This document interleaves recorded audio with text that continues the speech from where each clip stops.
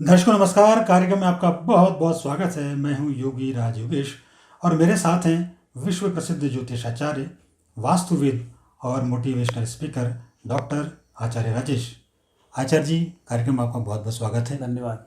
और मित्रों, आज एक ऐसे प्रोडक्ट के बारे में हम चर्चा कर रहे हैं इस प्रोग्राम में, जो चाइना का प्रोडक्ट है लेकिन जो आपके घरों में जगह बना चुका है। इस प्रोडक्ट ने इतनी आसानी से, इतने हौले से, इतने धीरे से आपके घरों में जगह बना रही है कि आपको उसका पता ही नहीं चला। और अब ये प्रोडक्ट आपकी आम दिनचर्या का हिस्सा हो गए। मैं बात कर रहा हूँ फेंग शुई उसके प्रोडक्ट के बारे में। जैसे आपने कई बार सुना होगा, सुना क्या होगा बल्कि आपके घरों में वो चीज़ पहुँच चुकी है। जैसे लाफिंग बुद्धा, जैसे लव वर्ड्स, जैसे कछुआ, जैसे तीन टांग का मेंढक, ऐसे तमाम तरह के बहुत सारे जो प्रोडक्ट हैं जो फेंग शुई के नाम से आपके घरों में डिलिबरेटली जानबूझकर पहुंचा दिए गए हैं। और ये एक साजिश का भी हिस्सा है। ये चीन का षड्यंत्र है जो आपके घरों तक पहुंच चुका है। और इन प्रोडक्ट के बारे में ये कहा जाता है कि इन प्रोडक्ट के से रखने से, अपने घरों में इनको रखने से आपके यहाँ धन दौलत की बरसात होने लगेगी। अरे यदि ऐसे धन दौलत की बरसात हो रही होती तो चीन में क्या गरीब लोग नहीं रहते क्या?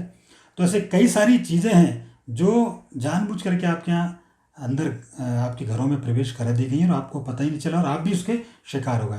तो आज हम इस प्रोग्राम में चर्चा यही करेंगे और आचार्य जी से जानेंगे कि वास्तव में इनमें कितनी तथ्य, कितनी सत्यता है इन प्रोडक्ट्स के बारे में, और वास्तविकता क्या है, मतलब हकीकत क्या है। इससे आज हम रूबरू कराएंगे और सीधे इसके लिए हम चलते हैं आचार्य राजेश जी के पास।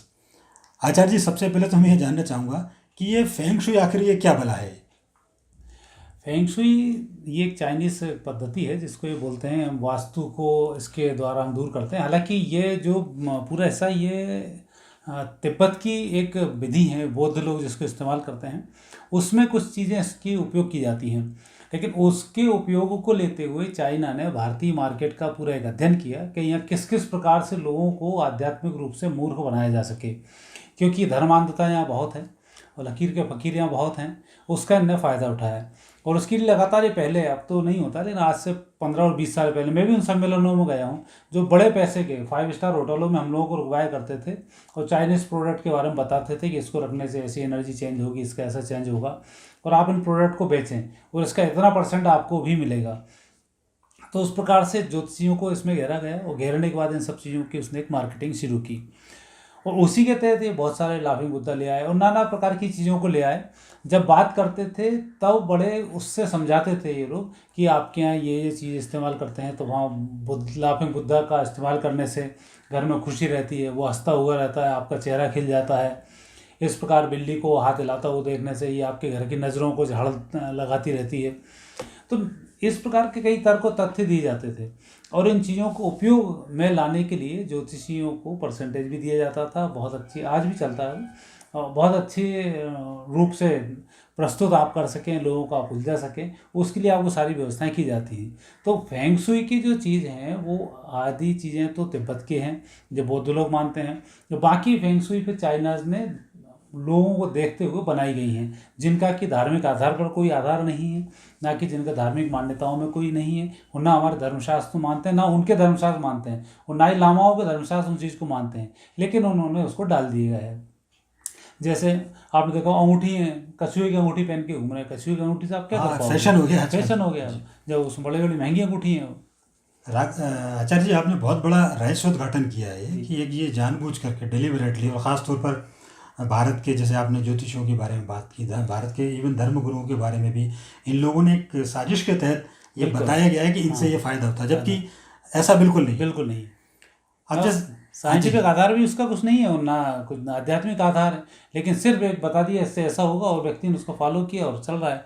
चूँकि ज्योतिषियों द्वारा बताई गई चीज़ें हैं तो उनको और एक धर्म के रूप में एक विश्वास हो जाता है, तो उसको और व्यक्ति स्वीकार करता है। मतलब उन्होंने कांटे से कांटा निकालने की कोशिश की और ज्योतिषियों को इसके बारे में बुलाया ताकि लोगों में ज़्यादा विश्वास पैदा हो। अच्छा, जैसे आचार्य जी मैं जानना चाहूँ, जैसे मान लो ये लाफिंग बुद्धा है, ये बहुत सारे जो प्रोडक्ट हैं, उनकी वो चाइम बॉल है, उनकी जो घूमती हुई घंटियाँ हैं, तीन टांग के जो मेंढक हैं, तो ये वास्तव में क्या इनसे सुख समृद्धि आ रही है, धन संपदा बढ़ रही है, धनों की बरसात हो रही है क्या? नहीं, इन चीज़ों से धन तो आता ही नहीं है। सबसे बड़ी बात यह है, हम हमारे वास्तु को देखते हैं। हमारे यहाँ वास्तु में द्वार पर कुल देवी का फोटो लगाने का विधान है, देवी का फोटो लगाने का विधान है, क्योंकि वो स्थान कुल देवी के लिए नियत किया गया है। उसकी जगह आप दूसरी चीज़ें लगा लोगे, आपको कोई फ़ायदा नहीं होना, क्योंकि जो हमारे धर्मशास्त्र में लिखा हुआ है वो लिखा हुआ है, तो वो चीज़ें प्रूव्ड हैं। हम गणेश जी को मानते हैं, गणेश जी के बहुत सारे हमारे स्वरूप माने गए हैं।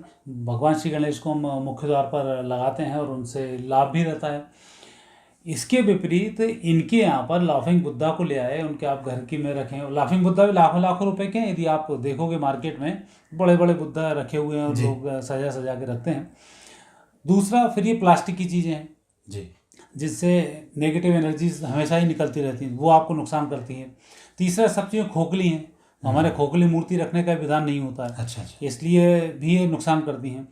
फिर इसमें जो भी चीज़ें बनाई गई हैं वो इलेक्ट्रिक की ऐसी वो हैं कि उससे कम से कम रेज निकलती लगातार रहती हैं, तो वो भी आपको लगातार नुकसान करती हैं। तो इनके मैक्सिमम प्रोडक्ट्स जो हैं प्लास्टिक के हैं और नुकसानदायक चीज़ों के हैं। बच्चा मुंह में लेता है उसको भी नुकसान करते हैं, और आप लगाते हो तो आपको इससे कुछ प्राप्त नहीं होता है। तो सत्य यदि बात करें तो इन चीज़ों को लाने से कभी संपदा नहीं आती है, क्योंकि बिना लक्षण सुधरे विष्णु जी आप पर प्रसन्न नहीं होंगे। बिना विष्णु जी के प्रसन्न हुए लक्ष्मी आपके घर में नहीं आएगी। तो सबसे पहले तो आप अपने लक्षणों को सुधारें और गलत लक्ष्मी खर्च ना हो, क्योंकि आप अपनी पत्नी को वहीं भेजोगे जहाँ दुरुपयोग ना हो। तो भगवान की पत्नी लक्ष्मी जी हैं, वो भी हर जगह नहीं भेजेंगे। आपको सही तरीका याद होना चाहिए कि खर्च आप कैसे कर रहे हैं। मितव्ययी आपको होना चाहिए, पुरुषार्थी आपको होना चाहिए। ये आपके बेसिक गुण हैं जो लाने ही पड़ेंगे, और वो लाने के लिए आपको भारतीय संस्कृति को ही अपनाना पड़ेगा। गणेश जी का पूजन है, कुबेर का पूजन है, जो हमारे यहाँ लक्ष्मी पूजन है, ये सब जो पूजन किए जाते हैं उनके तिथि फिक्स हैं, मुहूर्त फिक्स हैं, तरीके फिक्स हैं, तब फिर लक्ष्मी का आगमन होता है, ना कि इन वस्तुओं से। क्योंकि इन वस्तुओं में इतना बड़ा धंधा है। आज आप जन्मदिन मनाते हैं, आप कोई भी प्रोग्राम करते हैं, आपके घर में इतनी सारी गिफ्ट आ जाती हैं चाइनीज़ आइटमों की, जो लाखों रुपए के आपके होते हैं। उससे आपको एक तो धन का नुकसान होगा, दूसरा उन चीज़ों को रखने से आपके घर में नुकसान होगा। तो कुल मिलाकर अधिकतर इसमें नुकसान होता है, लाभ इसमें बहुत कम होता है। ये आपने बहुत अच्छी बात कही, और चूंकि आध्यात्मिक और शास्त्रोक्त आपने बात कही आचार्य जी, कि अपने यहाँ जो भी चीज़ें वो शास्त्रोक्त है, उसका समय निश्चित है, उसके मंत्र निश्चित है, उसका टाइम निश्चित है। और एक चीज़ और आपने बहुत अच्छी की कि ये सारी चीज़ें प्लास्टिक की हैं, मतलब ये आपको प्रदूषण के लिए भी, मतलब एक प्रदूषण भी फैला रही है, एक तरह से आपके वातावरण को कहीं ना कहीं प्रभावित कर रही है। अच्छा, जैसे आचार्य जी मैं जानना चाहूँ, चूँकि ये अपने इनको आपने तो खैर अपना अध्यात्म तो इसको मानता ही नहीं है, और चूँकि ये प्लास्टिक की हैं और ऐसा कुछ नहीं हो रहा है जैसे आप कह रहे हैं कि इससे कोई धन संपदा आती नहीं है, मैं जानना चाहूँ कि इनकी जगह, जैसे आपने एक दो तो उदाहरण दिए, लेकिन आप विस्तार से थोड़ा सा और बताएं। जैसे लाफिंग बुद्धा की जगह कुबेर की मूर्ति आप रख सकते हैं, ऐसे और क्या क्या प्रोडक्ट हैं जो इनकी जगह आप रख सकते हैं? ऐसे वास्तु में तो बहुत सारी चीज़ें हैं। जैसा हमारे कहा जाता है घर के परिवार का एक फोटो पूरा होना चाहिए, जो प्रसन्नचित्त मुद्रा में सब लोग दिखाई दें। उस फोटो से आपको बहुत अच्छा रहता है। कुबेर की आप मूर्ति को घर में रख सकते हैं, ड्राइंग रूम में कुबेर की मूर्ति को रख सकते हैं, उससे लाभ मिलता है। एनर्जी को सबसे तेज़ी से चेंज करने वाला होता है दीपक। हमारे यहाँ सायंकाल दीपक लगाए जाते हैं। 3 दीपक का तो हमारे विधान होता ही है, भगवान के लगाते हैं, किचन में लगाते हैं, तुलसी पर लगाते हैं। एक आप एनर्जी को चेंज करने के लिए ड्राइंग रूम में भी लगा सकते हैं। ड्राइंग रूम में पानी के बीच में दीपक आप लगाएं, आपके घर की एनर्जी इसमें चेंज होगी। धन संपदा की प्राप्ति के लिए आप अपने जूते चप्पल बाहर से घर में आप कभी ना लाएं, क्योंकि जो नेगेटिव एनर्जी लाने के स्रोत हैं हमारे धर्मशास्त्र में उनको पहले ही बाहर कर दिए गए हैं। टॉयलेट्स वगैरह को साफ रखा जाता है, गेट उनका बंद रखा जाता है। क्योंकि आज घरों में टॉयलेट्स हैं, उसका थोड़ा इस बात का विशेष ध्यान रखें, नेगेटिव एनर्जीज ना आए। झूठी चीज़ों को हम वापस किचन में कटोरदान की आदि, जो रोटी उठाई आदि वापस कटोरदान में रख के बंद कर देते हैं, वो हमें नहीं करना चाहिए। झूठी चीज़ें हमें वापस नहीं रखना चाहिए, क्योंकि हमारे यहाँ जो खाना बच जाता है फिर हम जानवरों को निकालने के रख देते हैं। जानवर की बात करूँ, गाय के लिए वो झूठा सामान नहीं दिया जाता है, इस बात का ध्यान रखना। नहीं तो आप अपने मेहमानों का झूठा नहीं गाय को खिला दी, उसमें पाप पड़ता है। कुत्ते वगैरह के लिए जूठन खिलाई जाती है, तो उसके लिए इसको रखा जाता है। तो नेगेटिव एनर्जीज घर में ना प्रवेश करें, उसके लिए हम करते हैं। दूसरा, जब आप भगवान की आरती करते हैं और उसमें गरुड़ जी घंटी बजाते हैं, उस घंटी को पूरे घर में घुमाने का विधान है। तो जितने भी वाइब्रेशन नेगेटिव बनते हैं उस घंटी से दूर हो जाते हैं। तो उसका ये हल बताते हैं, पवन विंड चाइम उनका लटकाए रखो, टन टन बजती रहेंगी, वो आपको नेगेटिव एनर्जी से बचाती रहेंगी। लेकिन होता विपरीत है, इतनी देर घंटी बजने के बाद आपका दिमाग भी कहीं ना कहीं कंसंट्रेशन से भंग होना शुरू होता है और आपको नुकसान होता है। उतनी ही देर में आपका पूरा काम हो जाता है जितनी देर में हम घंटी बजाते हैं। फिर ये मेंढक लेकर आ जाते हैं, 3 टांग का मेंढक। अरे वो पैसे लेके बैठा हुआ मेंढक आपको समृद्धि नहीं देगा। ये आवश्यक है, आपको अपने गोल को फिक्स करने के लिए अंदर दृढ़ निश्चय होना पड़ेगा। उसके लिए आप टेबल पर एक अपना गोल फिक्स करके रख दें, उससे आपको लाभ मिलेगा कि मेंढक पर निगाह भी नहीं जाएगी, मेंढक से कुछ होना नहीं है। गोल आपका अलग है, मेंढक आपका अलग है। आपने सोचा आज मुझे 1 लाख रुपए कमाने हैं, तो 1 लाख का चेक सामने रखें और आप उसकी तरफ गोल मतलब आपका जो टारगेट जो उद्देश्य आपके जो उद्देश्य है, उद्देश्य फिक्स करके आप रखें, उसको आप प्रतिदिन देखें। भगवान के सामने जब याचना करते हैं तब भी ध्यान रखें, तो आप वो उसको अचीव कर जाएंगे। तो उसका नहीं होता। फिर आप अंगूठी के रूप में कछुआ पहनते हैं, लाखों लाख रुपए के कछुए की अंगूठी पहने, उससे कुछ होने वाला नहीं है।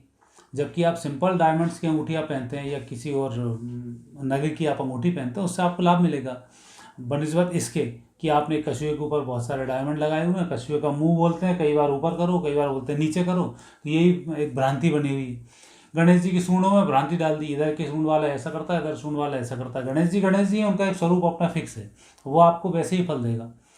तो ये जो हमारे धर्मशास्त्र में बहुत सारी चीज़ें हैं, जैसे पश्चिम दिशा से खुला रखा जाए, वहाँ पर पंखे को लगाया जाए, वो रखने से हमारे अपने आप वायु का दोष दूर होगा। उत्तर पूर्व दिशा में पानी रखा जाए तो पानी का दोष दूर होगा। तो जो हमारे यहाँ का वास्तु है, यही वास्तु मुख्य वास्तु पूरी दुनिया में मान्य हो जाता है। पर ये जो वास्तु है, इनका वास्तु भी नहीं है, सिर्फ हमारे घर से उनको 2-2 हज़ार रुपये लूटने हैं। 25 करोड़ हमारे घर में अंधविश्वास भरा हुआ है। तो यदि आप 10-10 रुपये भी लिए तो 25 करोड़ को आप मल्टीप्लाई कर दो, जबकि ये तो हज़ार रुपये की चीज़ें लेके बैठे हैं। और 25,000 करोड़ रुपए आपके घर से एक झटके में वो निकाल ले जाता है। कोई एक नया प्रोडक्ट ला देता है, जो चीज़ उसको लॉन्च कर देते हैं, 25,000 करोड़ रुपए का मालिक वो बैठे बैठे बन जाता है। तो आप उस लेवल पर सोचें कि आपको किस लेवल पर लूटा जाता है। आजकल तो लोग मोबाइलों के अंदर ही फेंग शुई के आइटम लगा घूम रहे हैं, इससे एनर्जीज खत्म होंगी। इन चीज़ों से कोई एनर्जी खत्म होती है क्या? वो वहाँ से फ्रिक्वेंसी भेज रहा है, आपके पास आ रही, उनने कछुआ लगा लिया, हमारी आँख कान पे असर नहीं आएगा। ऐसा होता है क्या? कान पे असर नहीं हो, पर अंधविश्वास है, लोग लिए जा रहे हैं और लुटे जा रहे हैं। इन सब चीज़ों में देश का नुकसान हो रहा है। आज थोड़े से पैसे भी आप खर्च करते हैं तो 25,000 करोड़ परिवार से यदि एक बार में भी 1 रुपया लूटा तो 25,000 करोड़ चला जाता है। तो ये जो सब चीज़ें हैं, इसका विशेष आपको ध्यान रखना चाहिए, ताकि आप नुकसान ना हो। आप उल्टे ही फंसेंगे, इसमें लाभ आपको नहीं मिलेगा। नहीं आचार्य जी, आपने बिल्कुल सही बात की। एक सुनियोजित षड्यंत्र के तहत ये भारत के अंधविश्वास का फ़ायदा उठाकर, भारत के धर्म भीरू लोगों का फ़ायदा उठाकर ये चीज़ें आपके घर में पहुंचा दी गई। और आपने बताया 25,000 करोड़ से ज़्यादा का कारोबार है। और लाफिंग बुद्धा की मूर्तियाँ 200 रुपये से लेकर 15-15, 20-20 हज़ार रुपये तक की मिल रही है, और वास्तव में इनसे होना जाना कुछ नहीं। आपने एक बात बहुत अच्छी की, इससे तो अच्छा जो भारत का जो धर्मशास्त्र है, भारत की जो चीज़ें हैं, दैविक जो चीज़ें हैं, आप उनको अपना, इनसे ज़्यादा फ़ायदा देंगी, उसमें कोई दो राय नहीं, जैसे आचार्य जी बता रहे हैं।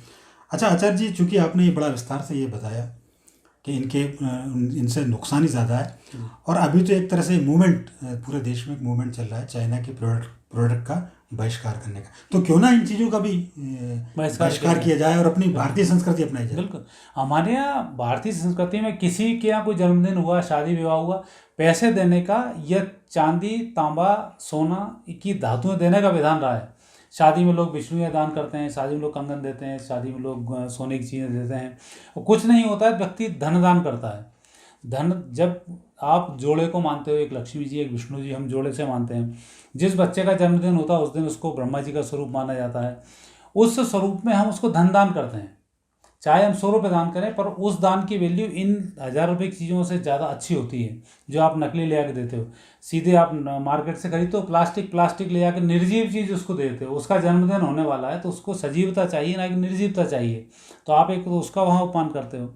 धन देने से आपके घर में भी समृद्धि बढ़ती है, उसके घर में भी समृद्धि बढ़ती है। लोग, ये बात अलग है कि किसी व्यक्ति की कैपेसिटी बेचारे की 100 रुपये, 50 रुपये, तो सामाजिक दृष्टि से उसको हीन समझा जाता है। 5,000 रुपये देने वाले बहुत उच्च समझा जाता है। तो ये आपके दिमाग का मेलापन है। आप उसकी भावनाओं को समझो, उसने आपको धन दिया है, वो ही 5 रुपये उसने आपको दिए, और हो सकता है भविष्य में 5 से 5 करोड़ आपको बना दे। तो उसके लक्ष्मी की आप वैल्यू करना सीखें, और इस तरीके के जो प्रोडक्ट्स आप गिफ्ट के रूप में ले रहे हैं, ये आपको नुकसान करेंगे, इससे लाभ बिल्कुल नहीं होगा। तो उसका आपको ध्यान रखना चाहिए। ये आचार्य जी आपने बहुत अच्छी बात बताई, क्योंकि क्या अक्सर क्या हो रहा है कि लोग खरीद तो रहे हैं चीन के प्रोडक्ट, और ये आपने कहा ना, लोग गिफ्ट में भी दे रहे हैं। ये आजकल के भारतीय लोगों में एक तरह का प्रचलन हो गया है कि किसी का भूमि पूजन हुआ, किसी का घर का उद्घाटन हुआ, किसी की शादी हुई, किसी की एनिवर्सरी हुई, किसी का बर्थडे हुआ, तो जो भी गिफ्ट दिए जा रहे हैं वो बड़े चाइना आइटम के गिफ्ट दिए जा रहे हैं और ये कह के दिए जा रहे हैं कि साहब ये एक अनोखा गिफ्ट है और आपके लिए बहुत अच्छा लाभदायक होगा। लेकिन आपने बहुत अच्छी बात कही कि चूंकि हमारे भारतीय धर्मशास्त्र से जुड़ी चीज़ें आप गिफ्ट करिए, धन का दान करिए, चीज़ें और ऐसी चीज़ें आप दान करिए जो उसके भी काम आ सके, अपने आप उससे समृद्धि बढ़ेगी। अच्छा आचार्य जी, एक चूँकि प्रोग्राम का वक्त यहाँ ख़त्म हो रहा है, लेकिन चलते चलते ये जानना चाह रहा हूँ कि जो चीज़ लोगों ने खरीद लिए, ये जिनके यहाँ गिफ्ट आ गए, चाइना के प्रोडक्ट के गिफ्ट आ गए, अब उनका चूंकि आप तो कह रहे हैं कि अपने लोग अपनी भारतीय संस्कृति को अपनाएं, तो वो लोग अब क्या करें? क्या उन गिफ्ट को फेंक दें या उनको डिस्ट्रॉय कैसे करें? उनका क्या किया जाए?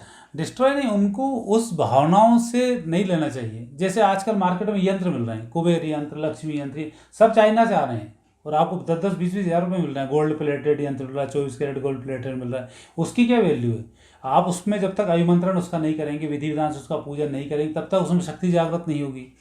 तो जब जागृत शक्ति होगी तो आपको प्रतिदिन उसकी पूजा करनी है। ये तो बोल देते हैं यंत्र ले आओ, एक फ्रेम कराओ और उसको उठा के लगा के रख दो, तो ऐसा इसमें कभी काम नहीं होता है। तो इस बात का विशेष ध्यान इसमें रखना चाहिए कि जो चीज़ें हमें मिल रही हैं उनका हम उस तरह से ही उपयोग करें, और जो चीज़ें हमें मिल चुकी हैं इनका सजावट के रूप में हम इसका उपयोग कर सकते हैं, लेकिन मेंटल रूप से हम उससे ना जुड़ें कि इससे हमें समृद्धि मिलेगी या कुछ मिलेगा।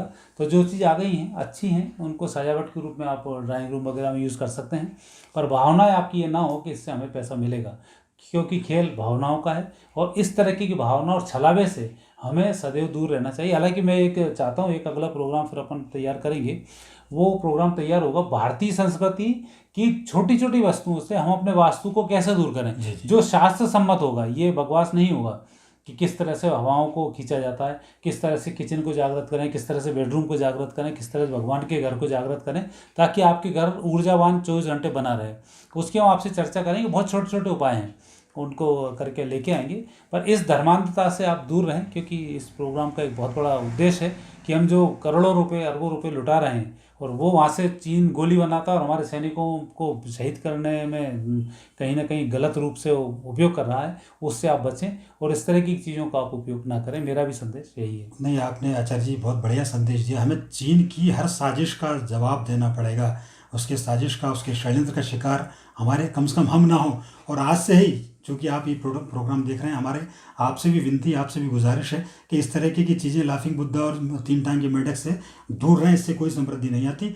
और विशुद्ध रूप से भारतीय संस्कृति, वेदोक्त संस्कृति को आप अपनाएं तो ज़्यादा आपका, हमारा और पूरे देश का भला होगा। हमारा वीडियो आपको पसंद आया हो तो उसको लाइक करें, शेयर करें और हमारे चैनल को सब्सक्राइब ज़रूर करें। साथ ही बेल आइकॉन प्रेस करना ना भूलें। अगली बार फिर किसी नए विषय के साथ आपसे बातचीत होगी। तब तक के लिए घर में रहिए, सुरक्षित रहिए और चीनी प्रोडक्ट से सावधान रहिए। नमस्कार।